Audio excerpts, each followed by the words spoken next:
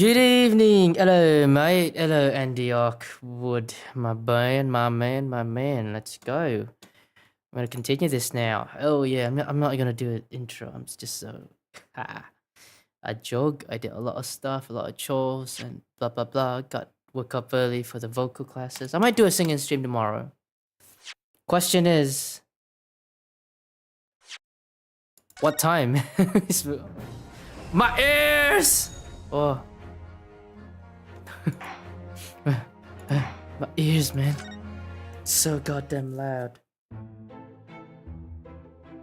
So, I guess I have to examine the room. Look at that enormous... Oh, look at that enormous ledger open in the counter there. Mr. Winterbank is, if nothing else, very particular about recording the items he accepts. I'm so fucking tired right now. Oh, gosh. He'd have to be, otherwise he'd get himself into all sorts of trouble. Which might explain the thing that catches my eye far more than the ledger. This revolver here.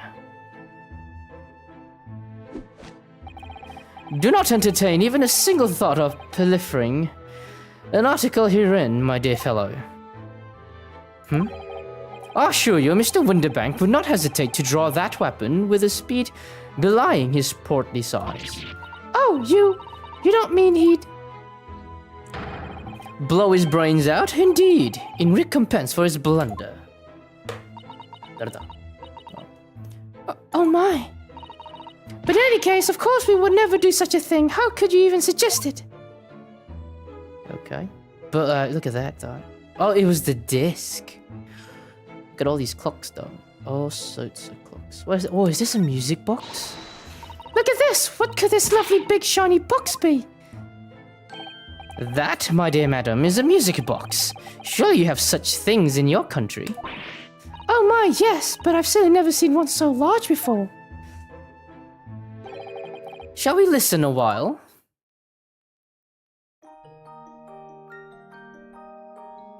Where are you? Oh, I'm so sorry. Oh, what a sublime sound. It's like music of angels. I've never heard anything like it before in my life. This particular specimen is of the larger variety, commonly found in public houses and restaurants. You could say pub, but I guess you're not that type of person, are you, Mr. Sholmes?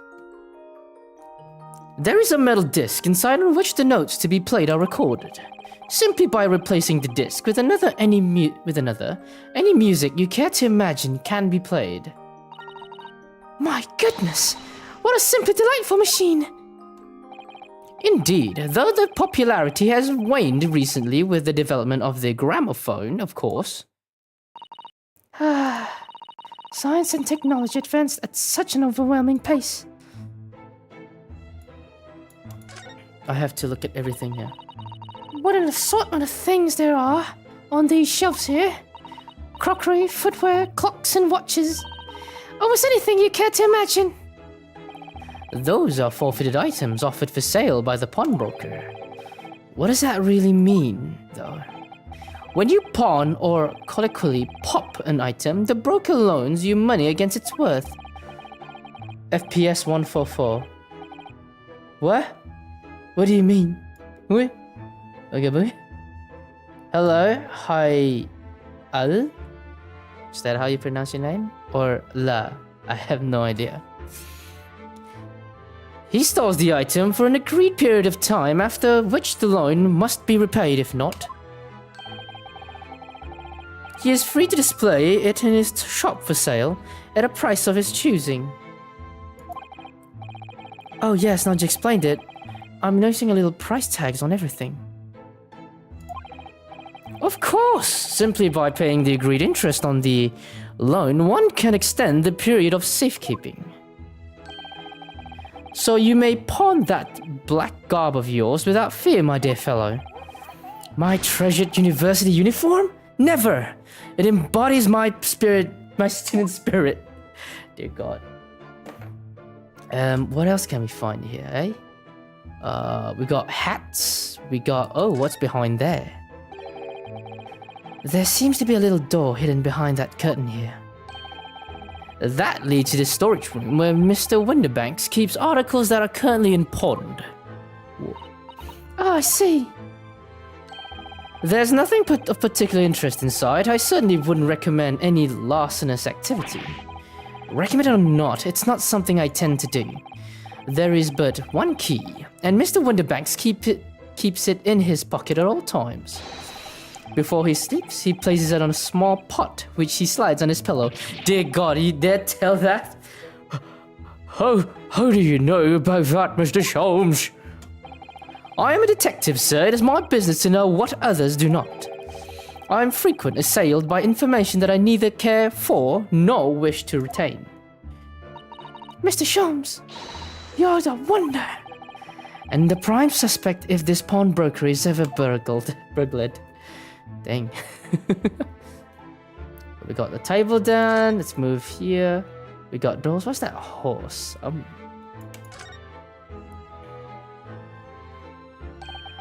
That's not a calendar you could easily miss, is it? 15th April, today's date. Yes, that's not for sale, I must point out. It is an Eastern-style page-a-day calendar. Every night at midnight, I tear off the front page to reveal the following day's date. The perfect calendar for a tearaway fellow such as yourself, Mr. Winterbanks. And who was it who walked out of here with the wrong violin before? Well, when the agreed storage period has passed without repayment, articles are forfeited, you see. So I have to keep a close eye on the date. It's something of a pawnbroker's obsession, you might say. Oh yes, I can see you're very dedicated to your job. Dude, I remember, right, my grandmother used to have these a lot. And whenever she pulls out the date, right, pulls out one out, she gave it to me to draw, because, like, yeah, I wanted to draw as a kid. Which is pretty sick. Thanks, Grandmom. You gave me great memories. Rest in peace. What is this thing? Now, what do you suppose this rather enormous machine does? It seems to have two little windows looking through. Allow me to enlighten you, my dear fellows. What you are looking at is a stereoscope. Fascinating. A stereoscope. It is aptly named, I assure you. Look through the eyepieces and see for yourself. Oh, I should be delighted to. Excuse me a moment while I have a look. Just before you do, there is something I should point out. My dear fellows, in order to see the image properly, stereoscopically, as it were, you would need to be cross-eyed. However, if that is beyond you, it is little of consequence today. Alright then, I'm going to try it. Oh. Ah! Mr. Protato, you must see this! At once! Alright then.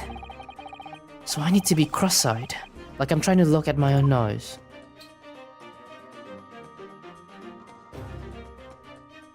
Oh! Who is this lass? What the?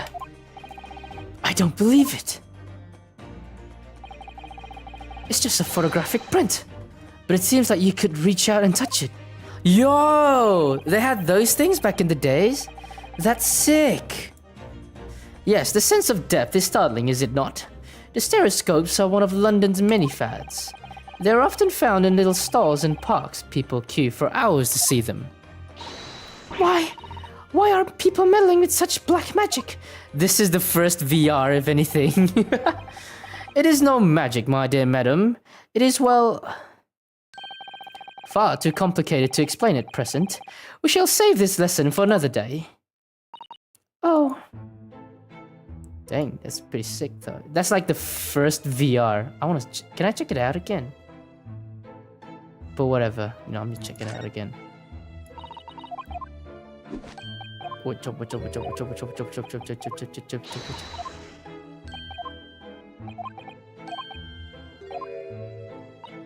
Can I look inside?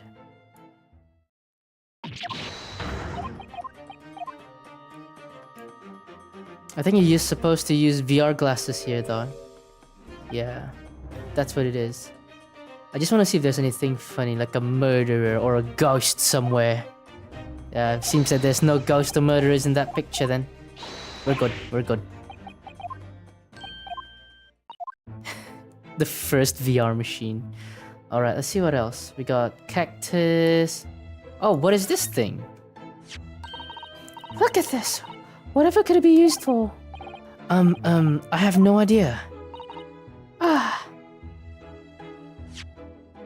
What is that? There's a small catch just here, look. We're going to open it, aren't we? Oh my, that's amazing! It's some sort of spring-loaded mechanism. Which we'll never manage to put back to the way it was before. What are you two doing? What, us? Nothing at all. Whatever this device is, it seems to have a pair of little windows to look through. I feel as though I've seen something rather similar to this elsewhere. What? Only 2p for it? That ain't fair, and you know it. The article's barely worth a penny, miss. I cannot offer more. Ooh, what? Ooh. Sounds like there's an argument brewing by the counter. Come, that can't be right. Aye, you even have had proper butchers at it. I've seen all I need to say, young girl. Did it what? Wait. Oh, wait! He was talking about her. Wait, don't we know? I'm sure I recognize her. Oh yes, it's the young lady from Mr. McGilvert's trial 2 months ago. Her name is Gina Lestrade, my lord. She's a chancer, earns her crust among large crowds relieving people of her purses. What's commonly called a pickpocket.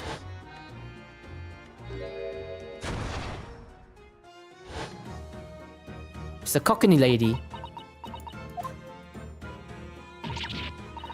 Go over that, you lot!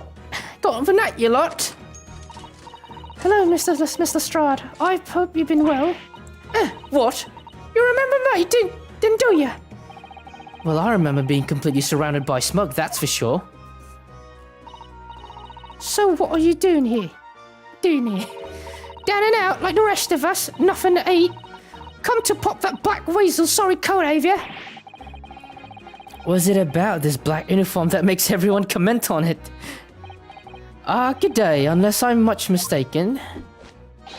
You would be the young pickpocket who stole our experimental smoke grenade launcher. Mr. Sholmes. So, you have something of value to pawn, do you? Allow me to see the article, and I shall negotiate with Mr. Minderbank on your behalf. Damn. Yeah, it's her, the one with the gun that killed us all. Put another one. I don't need help from someone stuck up D. Get out of my business. Go on, or I'll make trouble for you. As you wish, Miss Lestrade. I will happily remove myself from your presence. Wow. She's a cockney. Mr. Winterbank dies. About to, if we didn't stop her. He's really done it. He's gone. I'm sorry, but as I said, there's no room for negotiation here. What is that thing he has in his hand? Some kind of metal disc. Oh, I know what that is. And you, go on, leave me alone. Oh, Miss Lestrade, just pretend we aren't here. We shan't be offended in the slightest. You really want Mr. Winterbank to die, don't you, Andy? Susato-san can really stand her ground when she wants to. Whatever. Right, I guess I can converse with this cute lass. I'd really like a clothes store. It's pretty sick. And a curly hair. Somehow, I didn't really think you were the sort of person who'd use a pawnbroker, Mr. Lestrade. Yeah, well I am, alright. I'm a Londoner, just like everyone else. That a problem, is it? No, not at all. It's just that, well... Oh, I get it. I know what you're thinking. That thing probably don't even belong to her. Probably got it on a dive, didn't she? Yeah, I can see it written all over your face, you savage horse. Well, I might have been thinking something along those lines. You're not going to deny it, Mr. Naruhodo. Alright then, I'm just going to come out and ask you straight. Do you pawn things that you steal from other people? Well, I don't know. best... I don't know. Best to answer that, really. I don't know how. I don't know how the best to answer that. Fuck, it's really hard to do it in the girl. Try to do a girl voice. I need a girl to actually voice female characters here, man. Suppose sometimes. You're not going to deny it either, Miss Lestrade. But not this time, alright? I swear. That thing belongs to me. This disc that Mr. Winterbank is holding.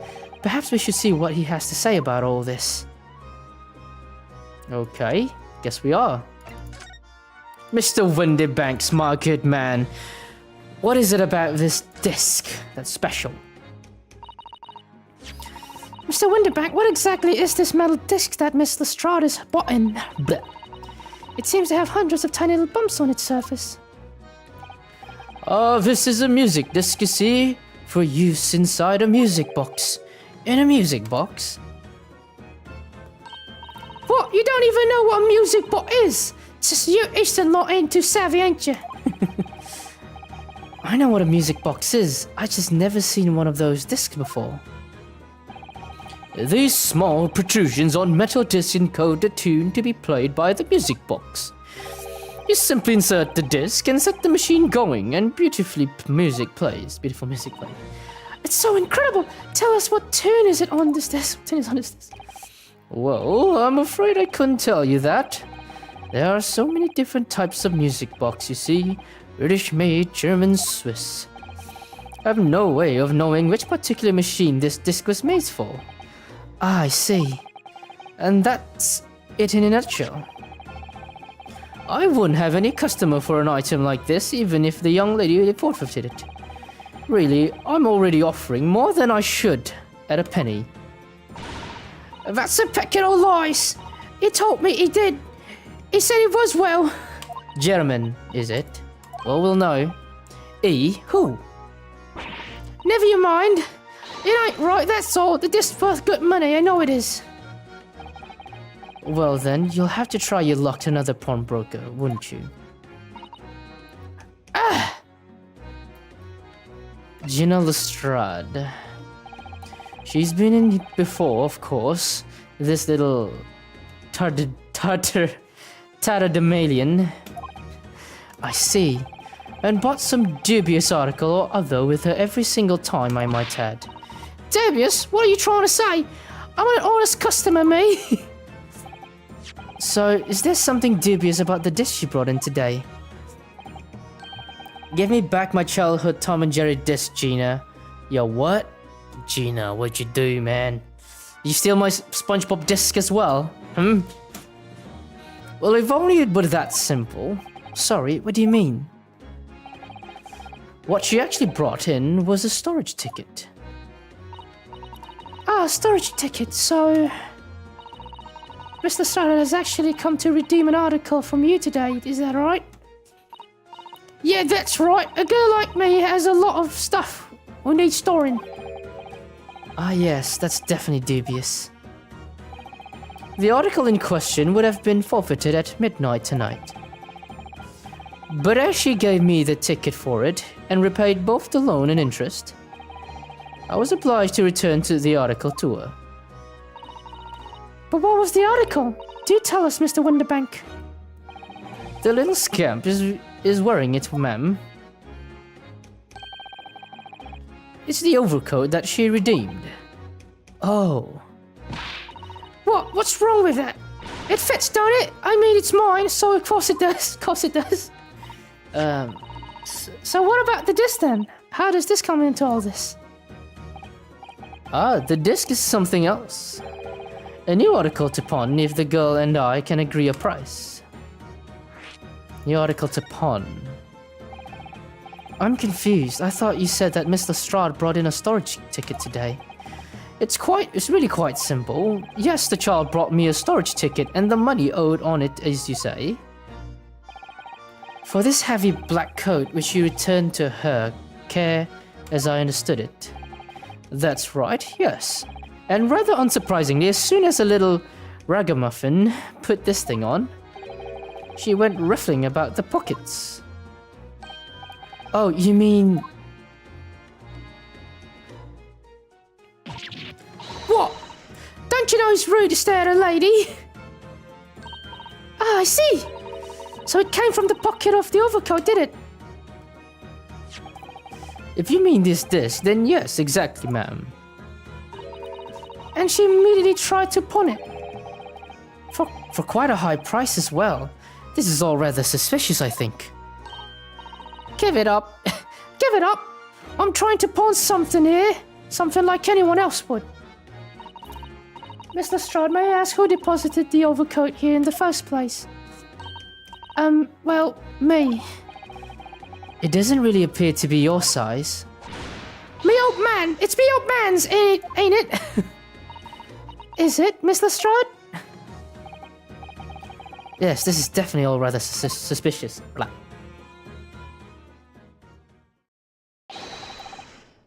Out of my way, please. Who's that? Whoa! Mr. White here, then. Who are you, bro? Dang. Who's this picture postcard English gentleman? I think I know a good voice for him. Good day to you, ladies and gentlemen. I don't think I can get it right. Shoot. What's your problem, eh? There is no problem as long as you remove yourself. I have a matter to discuss with the proprietor. And if you intend to make a problem of it, I shall see you outside, little girl, for the hiding you deserve. Look, ain't it obvious? I ain't done talking with him yet. If you think you're such a gent, you should know how to wait in line. Well, you are an impudent little brat, aren't you? As well as a pickpocket. Hey! Oh, who are you? How do you know who I am? That question is, how do you not know who I am? You haven't a courtesy even to remember the faces of your victims, it seems. The white dude who he did? Oh, man. What? You mean from you? Broker? Yes, sir. Alright, that's enough spoiling, Andy. You might ruin the story for me. Yeah, boy. I believe this filthy pocket thief has just redeemed an article from me, no? But did he really, though? Now I have to wonder. I hate spoilers sometimes. It's in my mind now, it's in my conscience. Yes, he's all red now. The article in question belongs to me. I demand for it to be returned at once. Oh my! Now that's a lie! What are you trying to pull?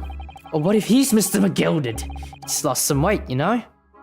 Give me back my overcoat, you wastrel, and needless to say... Any music box discs too? No, you can't have it. You just can't. It's me old man's. Oh, it was. Now it's mine. Goodness, Mr. Naruhodo. This is a very awkward situation. Yes. I'm confused, but that was... Well, stop confusing me, Andy. Just wait till I, reach there. I played a card game yesterday. I think perhaps we should hear both sides of the story in a little more detail. He's gonna kill himself if he got the wrong jacket in it. Yeah? The gentleman's accusation. Mr. Winterbag's gonna die. I think Andy's gonna be right here. He's gonna shoot himself.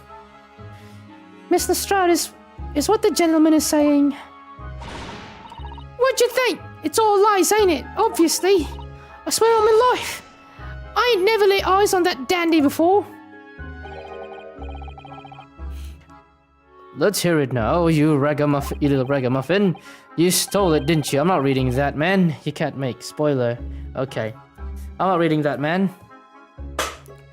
You stole it, didn't you? That ticket you brought in here. No, I swear it. I swear to God. It was barely an hour ago. I was walking along the streets, minding my own business, when this little gutterling ran into me and I knew it happened what happened.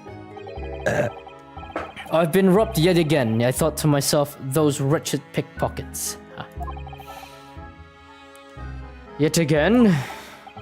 Oh yes, as you can see, I am a man of impeccable style.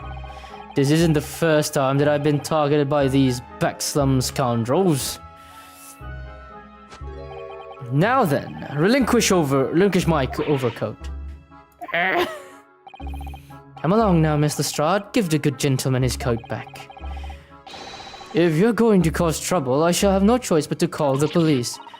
Hold on! Why does everyone think it's me? Well, you stole stuff, girl.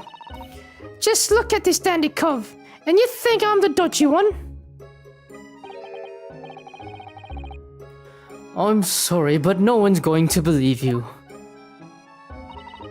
Well, what about evidence? Yeah. Where's your evidence I've stole something for, eh? Come on, let's see it. Oh, I have evidence, naturally. You what?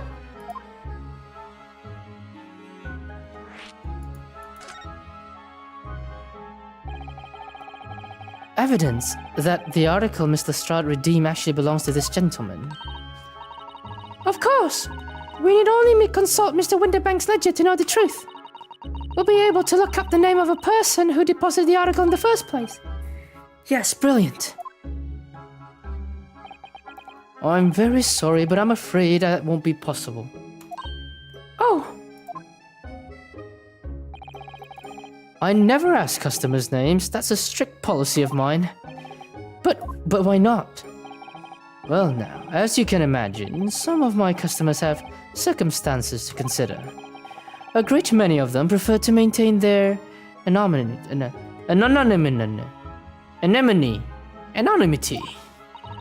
Yes, I see. This is so calming. Hello, BB. I hope it is. Thanks if it's calming. Yes, I see.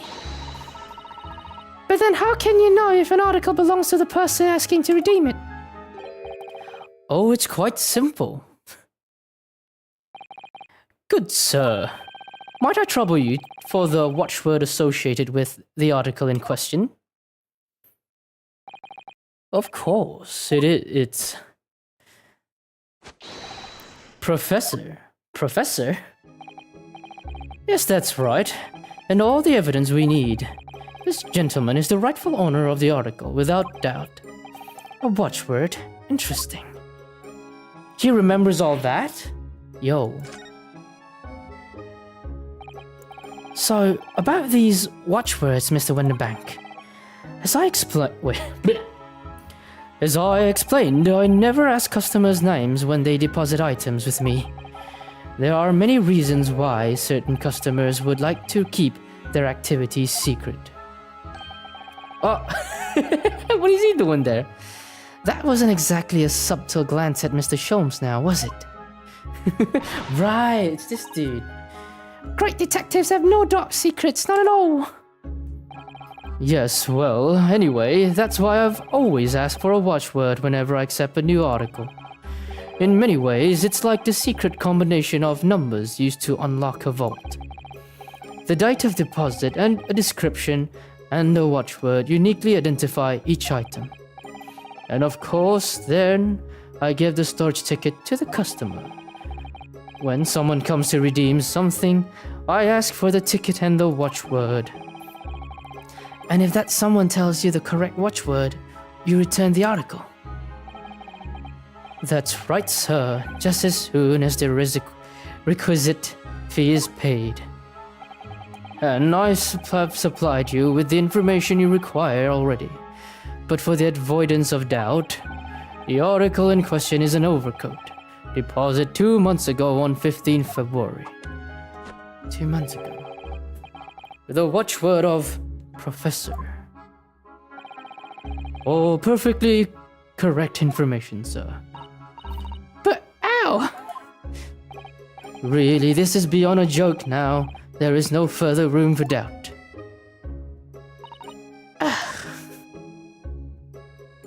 Is that it? Are we done here? So, what else can we just talk to Mr... Oh, it's not here? Oh, there's him then. We can talk to him. Picture postcard gentleman.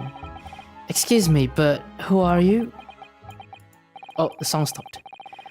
One would expect the inquirer to introduce himself first.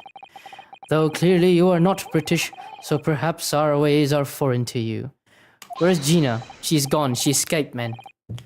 Oh, sorry. Yes, we're from the Empire of Japan. We're studying here. Oh, yes, Japan. I've heard talk of that place. Did he just dance? Its inhabitants live on some fiery brown-colored soup dressed up with exotic spices. You might be thinking of somewhere else. I think that's India. And was that theatrical gesticulation about it? She left faster than... Oh no, stop, man. Not that incident. I was there. You offer your own name first before inquiring after the name of another. Of course, yes. I'm Yunosuke Naruhodo. I'm a lawyer. Well, a student of law, really. For real. My name's Isato Mikotoba. I'm Mr. Naruhodo's assistant. I see. My name is Benedict. Yes, Eggert Benedict. Yo, you must be the inventor of Egg Benedict, ain't ya, eh?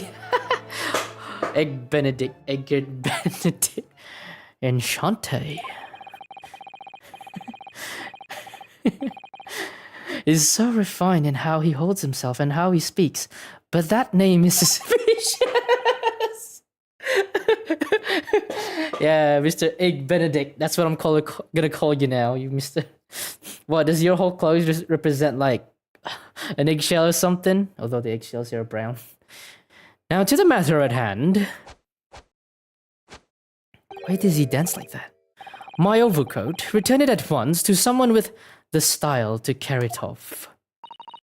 Every move he makes, every breath he takes, I can't stand watching him. Darn, Cockney isn't trying to do a ghost voice. I need a girl here, man. Oh, maybe. Oh my god, it does not look the part. So let that be an end to the matter. And thank you for your custom, Mr. Eggert Benedict, sir. Stop! You're so ridiculous. What are you, a JoJo character? With such reasonable rates of interest, I makes Viven decide to come back. That's why I hate grown-ups. Just because I'm a diver, everyone thinks that makes me a liar. I mean, being a diver itself, it's hard to believe, you know, it's really hard to trust. And the contents of the overcoat pockets, if you please, broker. But of course, sir, here's the disc for you. What's that disc? Who knows? It's a secret code of some sort, that's what I think. Just this one. Pardon, sir? I was expecting another. That is, I deposited another. Another disc? Oh dear. I regret to inform you, sir, but what was deposited with me was merely the overcoat. Oh no. The disc happened to be in one of the pockets, but I was completely unaware of it until now. So, Godling, you're hiding more than of what's rightfully mine, aren't you? Says who, eh? I don't know nothing about it. Okay. Very well. Then I shall bid you farewell, say goodbye to Style. He's a JoJo character, man. I can tell it. He's a straight-up JoJo character. Wait a minute, that disc is mine. Oh shit. The girl voice. I'm sorry, I can't do a girl voice. I'm the only one trying to voice everybody. Please excuse me, man. What do you think you're doing, you little tramp? You've drawn blood, you filthy animal. Oh my, yes! There's blood on the disc! It's because of all those sharp little bumps. That man must have scratched his fingers on them. Ah! Ouch! Oh, I can feel it! Why? It feels like a paper cut, but worse. Ooh, baby! I found it first, alright? I mean, it belonged to me old man. So you're not having it. Oi, you take it. Me? If I hang on to it, they'll have it off me again. So you keep all of it. Mr. Strahd, the battle between Gina and Egbert, Egg Benedict san. Why is this disc so important to her? This music book. Okay, it's now in the court record. You there in black livery. Hand that disc to me at once, please. No, don't. He's lying. Grown-ups are all liars. What do I do now? How am I going to resolve this? Oh, fuck. Dude, look at how she's, like, standing though. So stylish. Now, what do I do? I'm gonna talk to him. Mr. Sholmes, what are you examining with such keen interest here? Are you enjoying a bar of caramel, I see? Oh. He looks... So... You found me at last, Mr. Naruhodo. Sorry. After that young man pickpocket sent me on my way, I was forced to lurk in the shadows. Cruelly ostracized as the rest of you partook in the jovial blah. I had nothing to occupy my mind, but was too ashamed to let society see what my downfall had done to me. So, feigning mock interest, I pretend to examine the tedious trinkets in this desolate place. Whilst, as you surely observed, gnawing on the only friend I have, he's so sad and lonely. This 7% solution of caramel. Pray, do you claim to understand the depths of my despair, Mr. Naruhodo? But how could you? I was so lonely, so desperately lonely. Then why on earth didn't you rejoin the conversation? Things have gone from bad to worse here, you know? Yes, I overheard much of your conversation. Or rather, in my craving for human contact, my ears devoured every word that was uttered. Gina and Egbert about to left the pawnbroker faster than him. Gosh, man, stop. That's the Malaysian Airlines, my guy. You really were sad, weren't you? Poor Mr. Sholmes, I feel simply awful for you. It would seem that my inferences are correct. Oh, surely you're not about to tell us that you've solved the entire case once again. Oh, shit. My dear madam, sometimes I wonder, were my genius for deduction to be commoditized? How much could I pawn it for? This dude. It seems Mr. Sholmes had another of his flashes of inspiration. But who knows if it will help to resolve the situation between Miss Lestrade and the mysterious gentleman. Let him cook. What's the other right thing to do here? Listen to the deduction, yeah. Let's see what the deduction says. Well, Miss Lestrade, it would appear you find yourself in something of a predicament. What the blue blazes have you been, eh? Pardon? Let him cook. You mean Sholmes? When a lady's in trouble, a true jet's supposed to be there to help straight away, not an hour later. Gosh. It's later, not later. Fucking Jojo character, man. He could be Mephisto for all I know, or something. And who, pray tell, are you? Mr. Egbert Benedict, you have in my eyes a veritably encyclopedic array of curiosities about your person. Yeah? I don't get it. Oh, yeah, you mean Sholmes then. Nevertheless, there are two immovable conclusions I have drawn. Oh shit. Not again. I beg your pardon. The first is... the true reason for your visit to this pawnbrokery today is something you have not yet revealed. And the second is this. A considerable crime is contemplation, one you will orchestrate, with intent to steal a vast sum of money. Well, Mr. Benedict, what do you say to my deduction? What say you to my deduction? How? He's turned as white as hard-boiled egg. Ha ha ha! Eggert Benedict. It would seem that once again Mr. Sholmes has made a flawless deduction. Just who do you think you are, sir? Ah, yes, as I hoped. That is precisely the plain expression I was looking for. So, shall we begin? The time has come for yet another Sherlock Holmes logic and reasoning spectacular. He keeps giving me JoJo vibes, I know, right? Because every time he dances and everything, and then the suit and the pose and the top hat, flawless, just like McCass, MCS. I don't know what that is. First of all, we must ask ourselves on what business you ventured to this pawnbrokery today. You claim to follow this pickpocket here, having your redemption ticket stolen from you on the street. MCAS. Don't know what that is, man. But that is mostly... You know, I'm gonna search for it. Ah, fuck, I missed that one. I want to read that one. That's my fault, man. MCAS. I don't know what that is. Back money. Ah, something like that. Okay, I think. I don't know what that is. As revealed by that which you hold in your hand. Yes, what brought you to stop to this shop in the first place is the staff recruitment flyer. Eh? The reason... Oh, okay, Max crash. Alright. Why do you know a lot of plane crashes, bro?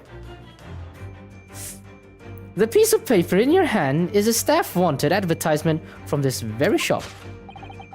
Yet even the most unobservant would soon realize that a man of your appearance has no need of such employ. In other words, there is some ulterior motive for your actions. The cane, which you unwittingly clutch to your person, exhibits an incontrovertible contradiction. What utter rot! I've had this cane for years. That contradiction of which I speak, of course. The missing ferrule. Ferrule? The end of any walking cane would be terminated with a metal ferrule to protect the wooden tip. Oh wow. And yet detailed analysis shows the wooden tip of this stick to be utterly bare. Air crash investigation show found. Oh, no wonder. I mean, I do see them back in like Discovery, back when TV was a thing. I can't remember what channel was it, but I didn't watch it a lot. Therefore, there is only one conclusion. The rod that you hold in your hand, which appears to be a walking cane, is in fact no cane at all. Oh! You recoil, sir. Is there something wrong?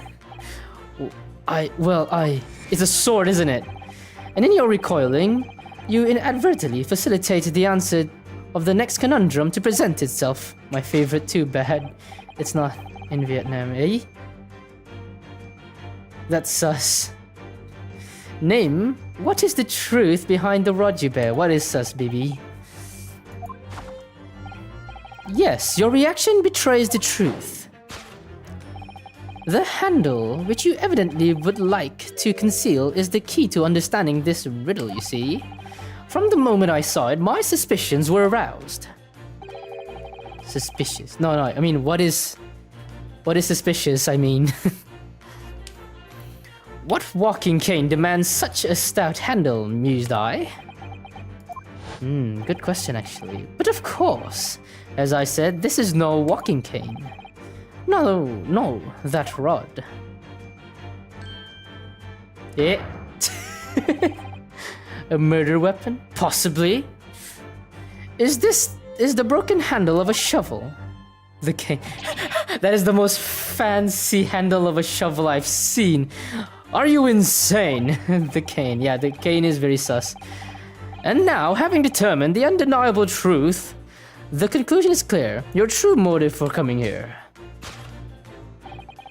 was to take employment at this establishment in order to excavate the ground beneath the premises.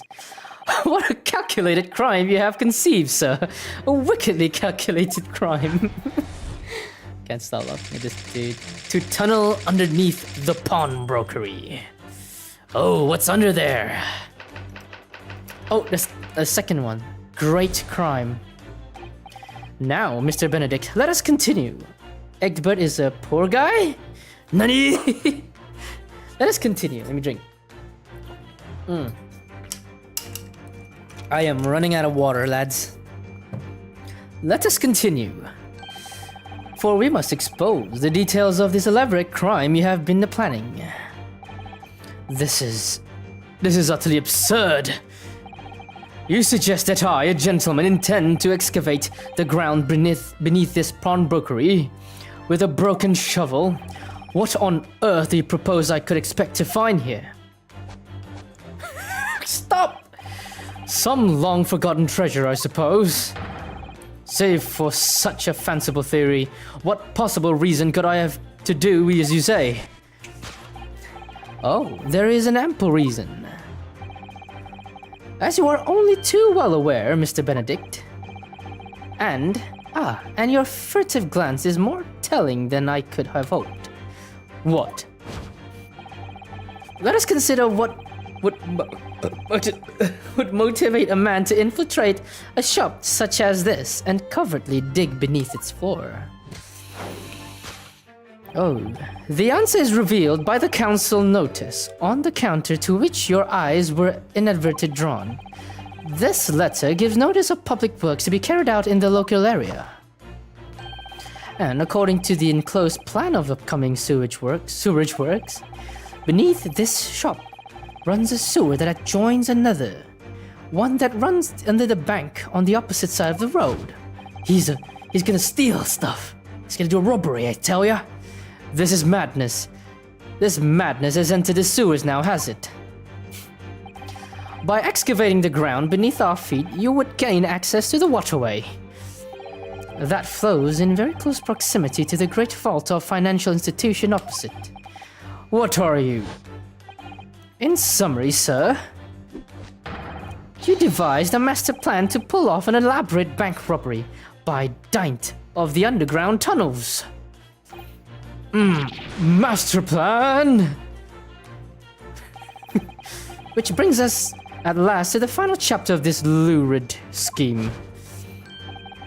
With the plunder that the thief hoped to make off from underground vault of the bank. Are you quite serious? Having consulted with Scotland Yard some days ago, I happen to know the answer. Avacadabra. But naturally, the answer is no secret to you, is it, Mr. Benedict? I have no idea what you are talking about. Allow me to present a rather interesting piece of evidence. Oh. You see, this picture postcard tells us all we need to know. A postcard of the Great Exhibition? I'm afraid you've quite lost me. Currently, the final stages of preparation, the Great Exhibition will soon be underway. And the government has provided extra funds to complete its centerpiece, the Crest Tower. Funds that currently sit in the vault of the bank on the other side of this road. Pardon? Yes, the considerable crime you have been contemplating is the theft of that which sits under the vault of the bank, the special reserve funds for the Great Exhibition. Of course, that is top secret police information, so keep it under your hat, please. He knows everything. To steal the Great Exhibition's reserves fund. Boom. Thus concludes Sherlock Holmes' great deduction of this pawnbroking puzzle. Top secret. It's no longer top secret since we know about it. Mr. Holmes. Well, Mr. Naruhodo. An impressive upbeat deduction for a detective racked with loneliness, wouldn't you agree? Was it true that what you said about the bank over the road and what it has in its vault?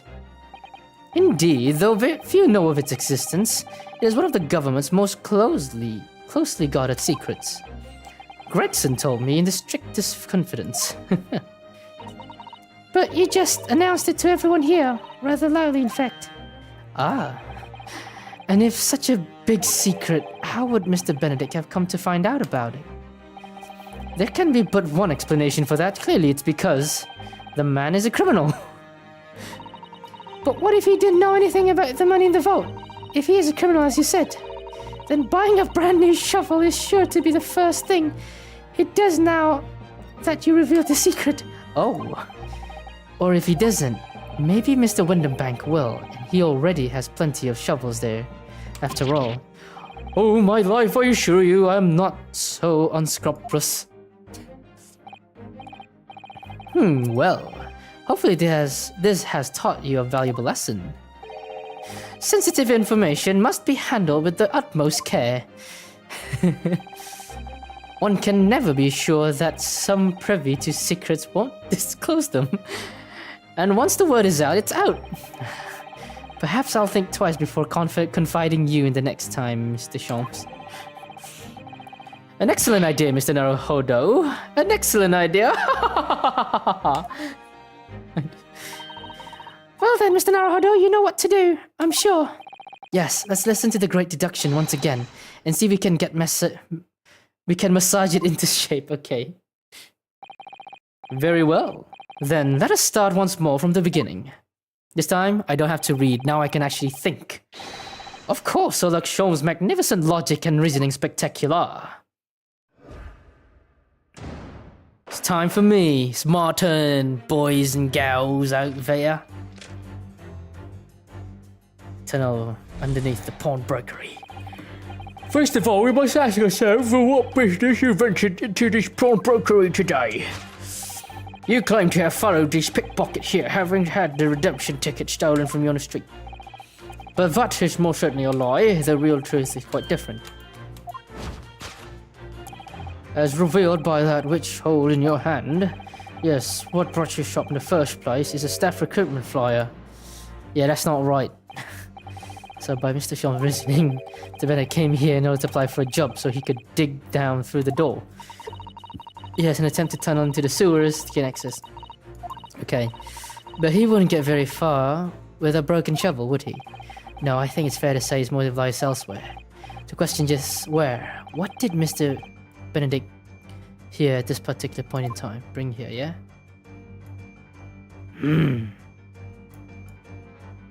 I need to look around. There we go, now I can see stuff. Oh. What was it? That's the cane.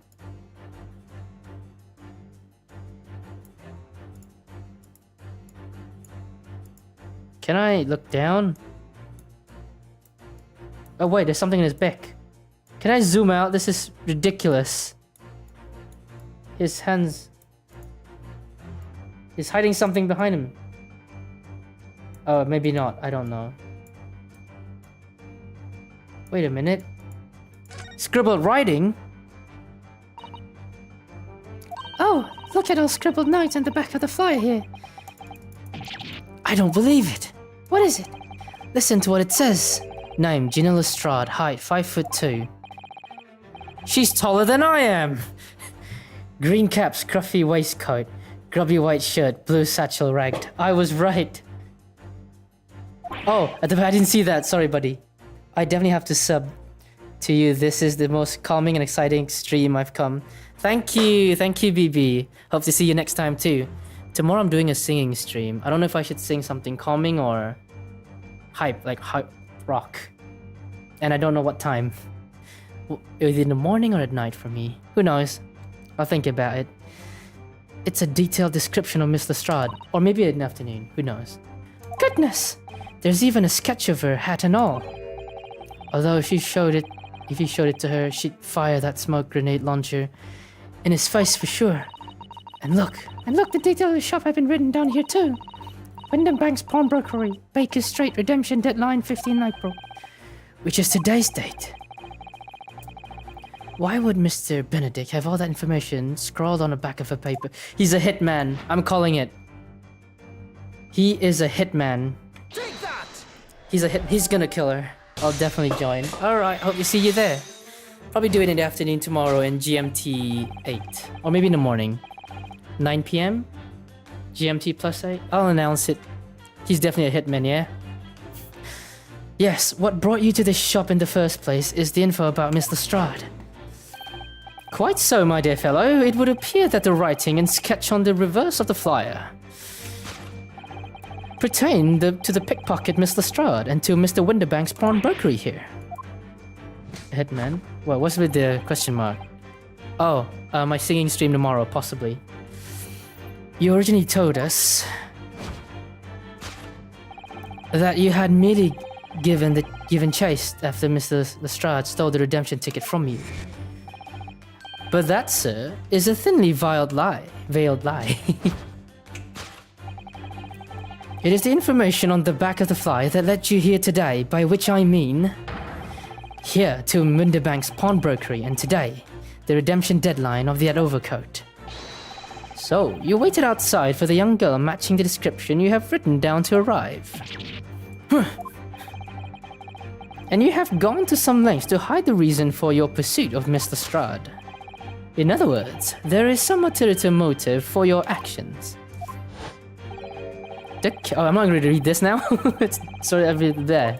I've seen this one. Overall, but I've had a skein for years.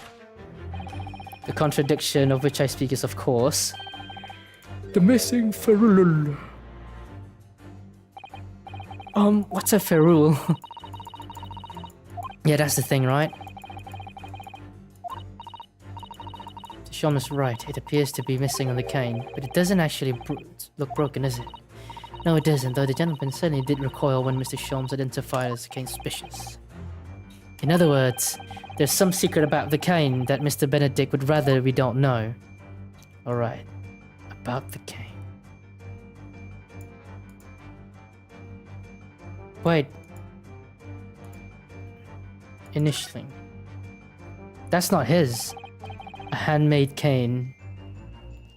Look here, Sasato. Initials, AG, West. It's definitely not his. His name is Egbert Benedict, so... And the initials is obviously... Oh, AG. Why does it feel as though that's not quite right? So I think there's nothing else to point out. Except for the initialing. Take that! The initialing.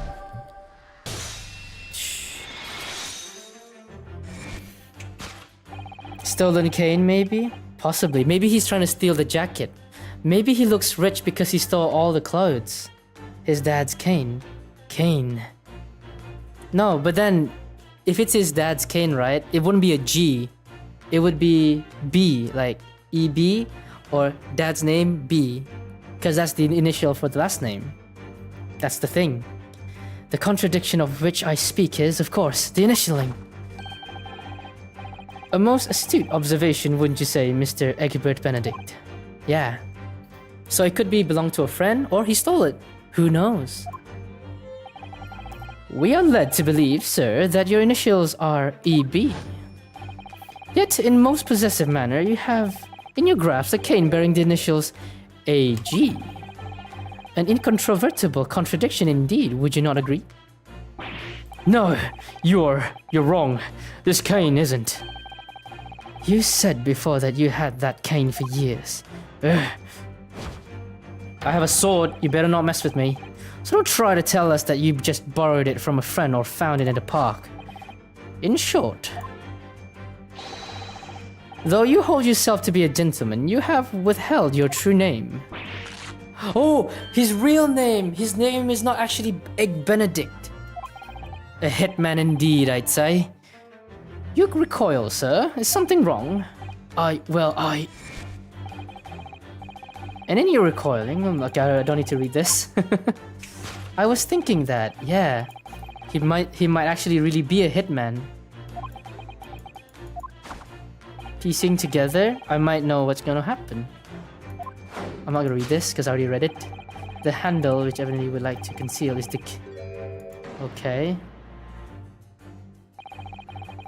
The bare bones of what happened here. Miss Lestrade redeemed that fine-looking overcoat.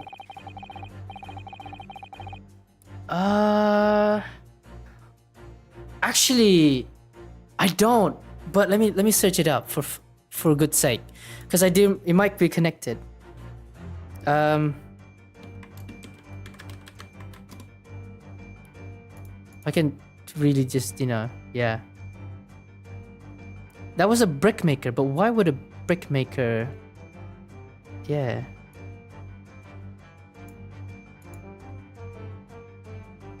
I can't find it. What guy is his son? Could it be? I wonder. Well, we'll find out soon. We know that the actual identity is Mr. Strahd written from the description. Everything else he told us is untrue.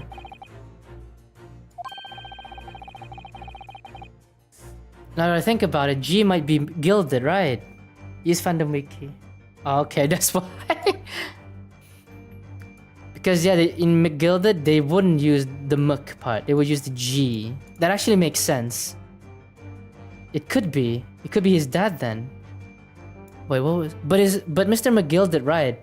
His name was Magnus McGilded. So, what could that mean? Wait, what?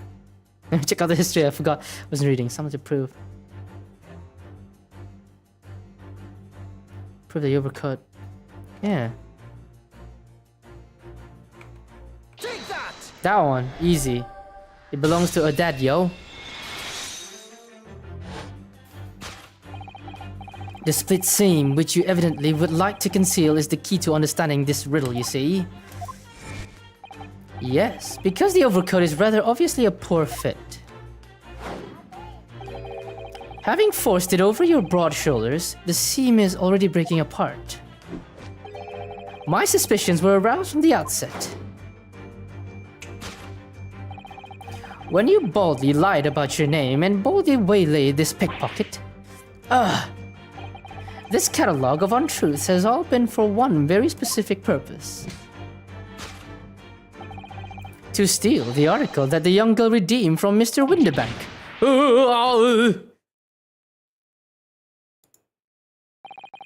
But what really irks me is this. The considerable crime I initially imagined has been considerably curtailed. To abscond with redeem item. True. Dun, dun, dun, dun, dun, dun. To steal the great exhibition's reserve funds. Right. Now, Mr. Metternich, let us continue. For we must expose the details. Wait, what was the name of the victim? I really need to know. Oh. I don't need to read that. I wanted to really just... It was Bruce Firepry... Milverton's murder. The runaway room. The Old Bailey.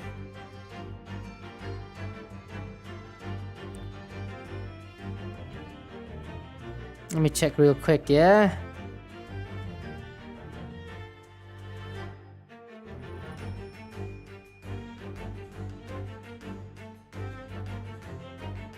Who is that man? Oh, did she say something? Ashley Graydon? That's not the name. Oh well, whatever. This is utterly absurd. That's not the name, yeah.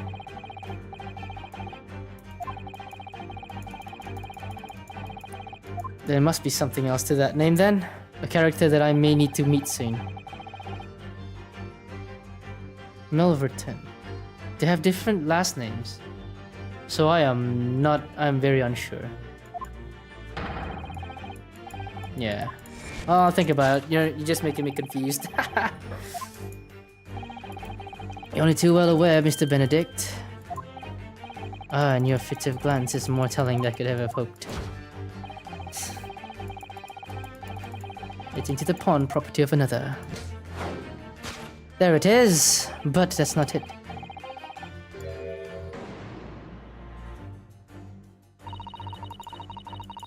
Changed rather dramatically now, I think. To the sewers, which is a pity. Rather exciting, anyway. You can't deny this mysterious gentleman did know watchword. The gun. I know it, right? I just have this feeling it's the gun.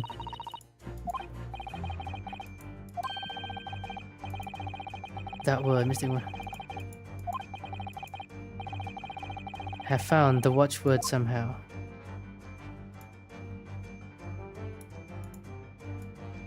Wait a minute. The notelet.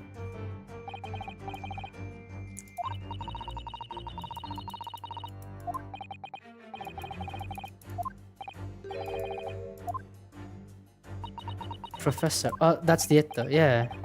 He's definitely looking at that then, not the gun, but I will look at the gun. Hehe.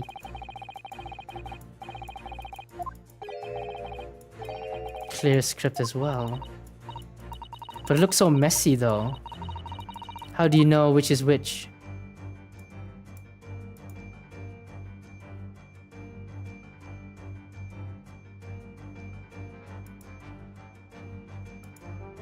Where's that picture of a cat?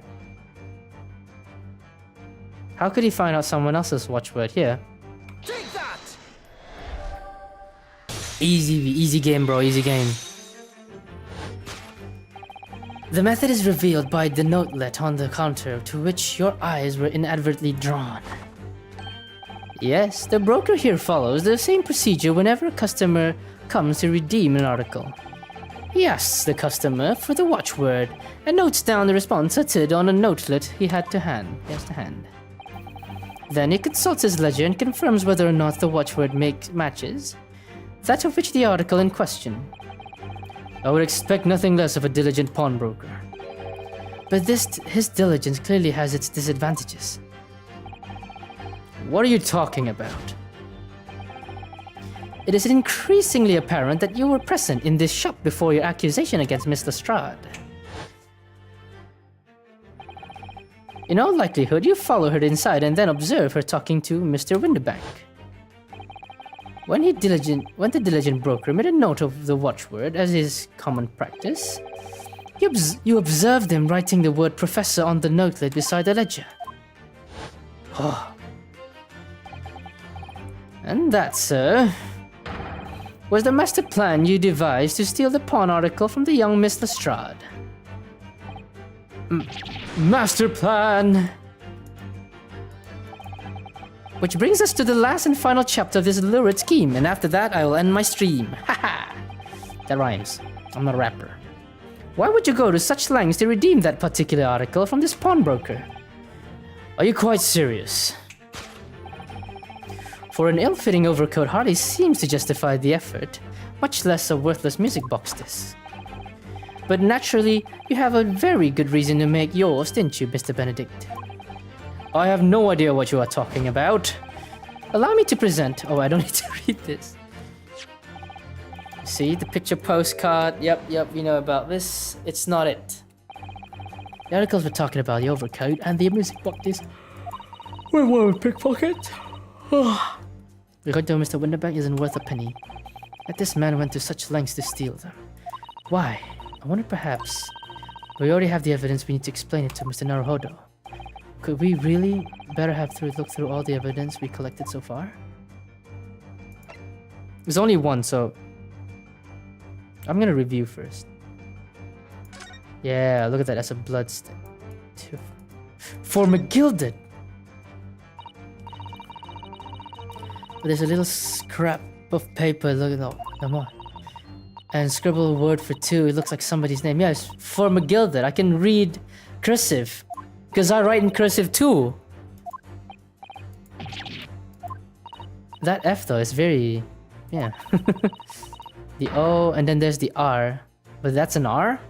Man, you need to improve your handwriting in some way, man. Gilded, yeah. But why? Why is his name on the disc? It's alright, because it says former gilded, and I can read it, and I can read cursive. Any cursive, even if you can't read it, I can. Don't worry about it if you have a problem one day, guys. Yeah. Take that! You see, this music box disc tells us all we need to know. What's that on the back? It reads for McGilded.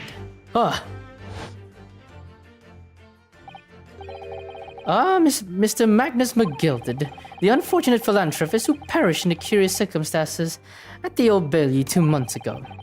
A prominent man in London, though his lone-mongering demonstrated a distinct lack of scruples. So, you're an associate of his, are you? Or perhaps a subordinate? My favorite character, McGill did. Hell yeah, man. When I laugh, as McGill did. Dude. Mr. McGilded was a man of unusually small stature, in fact. He was precisely the right size for that overcoat that you've squeezed yourself into. Ugh. Your true identity remains shrouded in mystery, Mr. Eggert Benedict. So, that name is too ridiculous that's not his real name, you know? Yeah. But the final conclusion here is crystal clear. The reason you came to this pawnbrokery today... There we go. Was to retrieve an article left behind by the late Magnus McGilded. Oh. That solves it.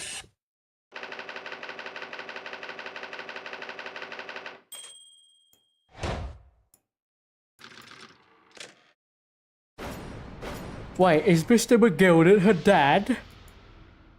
Is that it? I wonder. Well, Mr. Magnus McGilded. Not a name I expect to hear in these circumstances. Mr. Sholmes, I'm afraid there's something very troubling on my mind. Pray tell, Mrs. Sato. Well, according to what Mr. Winterbank told us earlier, today was the final day on which the coat could have been redeemed, was it not? Yes, ma'am, that is correct. Today would be precisely 2 months since it was first deposited. Well, today is 15th of April, so 2 months ago today. Would have been 15th February, sir. That's right. It's all carefully recorded in my ledger. Deposited at 10:30 p.m., I see. What? But that suggests... Yes, 15th February. It's precisely the day on which the omnibus murder took place. And 10:30 in the evening. It's precisely the time at which the terrible events were unfolding. Suggesting is not the word. It would seem the matter is entirely beyond coincidence. We go deeper now. You are, of course, at liberty to make whatever outlandish deductions you choose, however. Oh, shh! I must insist you hand over the music box this right now. Music box this. It would be a terrible shame for you to return to your native land in a box. What do I do? Absolutely not. Do it, Ashley. There's some things a man must protect at all costs. This may as well be one of those things. Do it. Then again, it may not. Hold it! Mr. Winterbank, this is my shop. I cannot allow any harm to come to my customers if that were to happen. I should have to take my own life. Dear God. Mr. Winterbank, no. Alright, that's enough. Oh shit, the police are here. Quick, everyone, run. Run! Run! The police are here! Inspector Gregson. Inspector Gregson? That's right, sunshine. The alarm was raised on one of our dedicated emergency lines, so we got here as fast as we could. Now what's all this about, eh? Oh, praise be, you're here at last. Burn the pawnbroker. It was moments away from forwarding my own life in my very own establishment. It would seem you have the upper hand. Oof. I'm glad for the detective. Right, you lot have got some explaining to do. I don't appreciate being bothered with some petty argy-bargy. Petty? Mr. Winterbank very nearly met with his end. Yeah, by his own gun, as far as I can tell. Oh dear. And these whole of Britain could meet with its end if I don't get to the bottom of the case I'm supposed to be working on. What on earth is the case, Inspector? Spare no detail, Gregson. I might have said a little too much. No matter. It's nothing to do with you lot. Anyway, sir, you're gonna have to come with me down to the station. Unlimited fish and chips guy. But of course, Inspector. Oh, he's getting away! Go after him, lads! Whistle the beats, Officer 2. Sir! Dear God, he's just escaped. There's been a spate of thefts at pawn shops around here recently, so we fitted emergency buttons underneath the counter for the brokers to let us know when's the trouble. Oh, Inspector, I was very worried there for a while. Very worried indeed. Now then, Mr. Permanently in mourning. Oh, yes.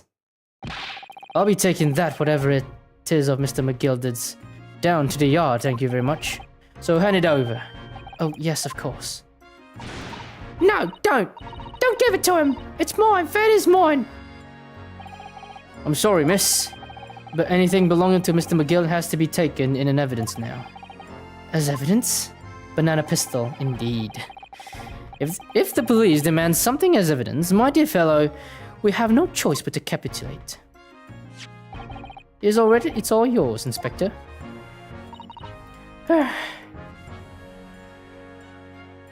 Dear God, man, the laws, man. And so, we've handed Mr. McGilda's disc over to Inspector Gregson, and we were summarily turfed out of the shop and onto the street. What? They can't do that to us. Gina, give me back my childhood Tom and Jerry disc. Give me my childhood Tom and Jerry disc back. I don't think you'll ever see that disc ever again, bro. Do you even have a DVD player or a CD player? Whew, baby, that's the end of this episode. Unless I get into a trial, it's gonna be extended to like 2 hours, 3 hours. So, I'll see everyone then. Goodbye. Goodbye, Andy. Goodbye, BB.